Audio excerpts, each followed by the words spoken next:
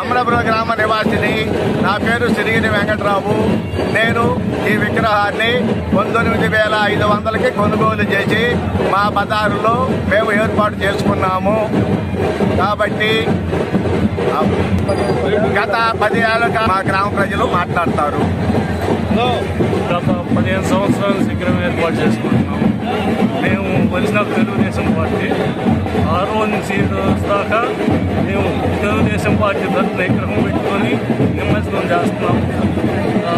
మాకు నుంచి ఎలాంటి ఆటంకాలు జరగకుండా మా విగ్రహం నిమజ్జనం అవుతుంది. ఎలాంటి గొడవలు కానీ ఏమీ లేకుండా మా విగ్రహం అంతా సైలెంట్గా ఊళ్ళో ఏ విగ్రహం ఉండదు. ఆ విధంగా గత 15 సంవత్సరాల నుంచి విగ్రహాన్ని మేము పెట్టుకొని నిమజ్జనం చేసి మా సంబంధించిన సభ్యులు వినాయక చవితి సందర్భంగా ఆనందంగా